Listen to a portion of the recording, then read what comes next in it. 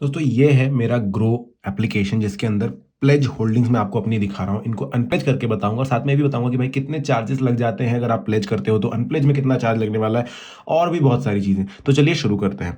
सबसे पहले grow application open कर लेना। जैसे भी आप लॉगिन करते हैं वैसे लॉगिन कर लेना। लॉगिन करने के बाद आपको ये पेज दिखाई देगा। अब देखो यहाँ पर अगर आप अपनी होल्डिंग में जाएं या वॉच लिस्ट में जाए ना, कहीं पर भी जाए आपको प्लेज का बटन नहीं दिखाई देता, यहाँ पर नहीं दिखाई देगा।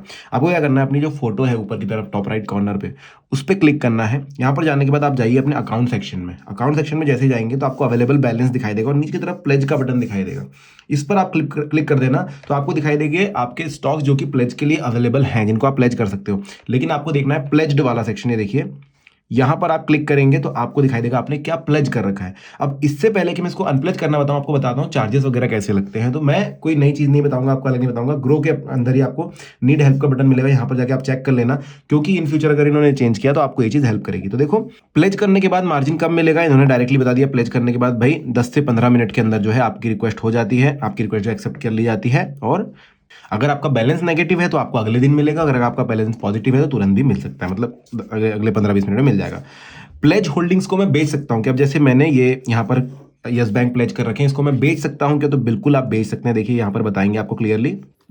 तो इन्होंने साफ बोल दिया कि भाई आप बेच सकते हैं। जैसे ही आप प्लेज होल्डिंग्स को बेचोगे, जो इनके पास आपने गिरवी रख रखी है, उसको जब आप बेचने के लिए निकालोगे तो पहले अनप्लेज हो जाएंगे और फिर बिक जाएंगे। लेकिन अगर जो मार्जिन है, जो पैसा आपने लॉस में अगर कर दिया, लॉस में चला गया है, देखिए यहाँ पर साफ साफ लिखा है please note if you have a negative grow balance, तो उसको आपको क्लियर करना पड़ेगा। वरना जो प्लेज का बैलेंस आपके पास जब आप इसको बेचोगे तो वो सारी चीजें जो है कवर अप करेगा, जीरो करेगा और उसके बाद आपको होगा तो आप बोलोगे कि यार पैसे मेरे पास कम आए। वो आप ध्यान दे देना एक बार। मतलब जैसे आपने 100 रुपए के प्लेज था, आपने उसको बेच दिया, लेकिन आपके पास 120 रुपए माइनस में थे, तो वो पहले 100 रुपए अपने पास रखेगा, उसके बाद आपको -20 रुपए दिखाएगा, तो आपको वो -120 जो है कवर करने पड़ेंगे।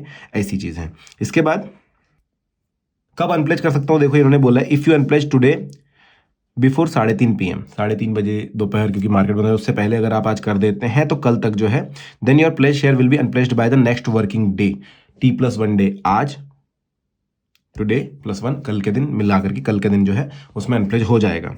आपकी अनप्लेज रिक्वेस्ट फेल हो सकती है अगर आपके पास नेगेटिव बैलेंस है, फिर आपका बैलेंस जीरो है, क्योंकि देखिए अनप्लेज का एक चार्जेस होते हैं वो कटते हैं। अगर आपने जितना प्लेजिंग अमाउंट आपके पास है उसको अनप्लेज करने के लिए डाल दिया तो वही अमाउंट कैसे काट पाएगा ना, वो इस वजह से आपको बोलता है कि आपके पास नेगेटिव है, जीरो बैलेंस है, तो भाई फेल होने के चांसेस हैं। If you have utilise the pledge margin, अगर आपने पैसे यूटिलाइज किए हुए हैं, कुछ और इससे खरीदा हुआ है तो भी दिक्कत हो सकती है। और अगर आपने प्लेज स्टॉक को बेच दिया है तो फिर तो अनप्लेज कैसे ही होगा, क्योंकि वो अनप्लेज कर ही देता है बेचते समय। तो ये सारी चीजें आपको ध्यान में रखनी है। अब पढ़ते हैं ये कि भाई चार्जेस कितने हैं। देखो each new unpledge request incurs a fee of rate 20 + GST पर ISIN पर रिक्वेस्ट। सिंपल सा मतलब है कि अगर आपने यहाँ पर 2-3 स्टॉक्स प्लेज कर रखे हैं और एक स्टॉक को आप फ्री करना चाहते हैं, अनप्लेज करना चाहते हैं, तो भाई 20 रुपये + GST लगता है। बट बहुत बार ये भी होता है कि हमको एक ही जो है फ्री करना होता है, जैसे ये 5 नहीं, मैं सिर्फ एक ही जो है अनप्लेज करूंगा, बाकी 4 रहने दो, तो ऐसे में आपको 20 रुपये पर शेयर भी देना पड़ सकता है, मतलब पर रिक्वेस्ट आपको देना पड़ सकता है। तो ये चीज़ आप ध्यान रखिएगा। अब मैं बताता हूँ आपको। हाँ, इसके अलावा कोई क्वेश्चन अगर आपको लगे तो आप यहाँ पर आके ये जगह मैंने आपको बता दी, यहाँ पर आके आप पढ़ सकते हैं। My issue is not listed here भी है यहाँ पर, तो आप यहाँ से टिकट रेस करके भी इनसे आंसर ले सकते हैं। अब मैं आपको बताता हूँ कि कैसे अनप्लेज करना है। तो अपना स्टॉक सेलेक्ट कीजिए और उसके बाद अनप्लेज का बटन दबा दीजिए।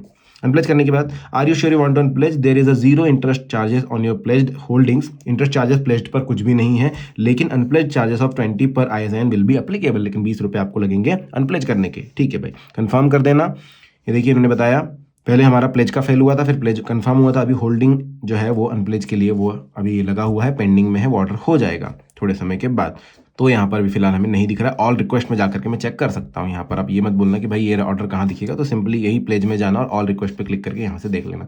तो इस तरीके से जो है आप अनप्लेज कर सकते हैं। अगर आपको और कुछ क्वेश्चन है तो आप कमेंट सेक्शन में पूछ लेना। वीडियो कैसा लगा जरूर बताना। Thank you.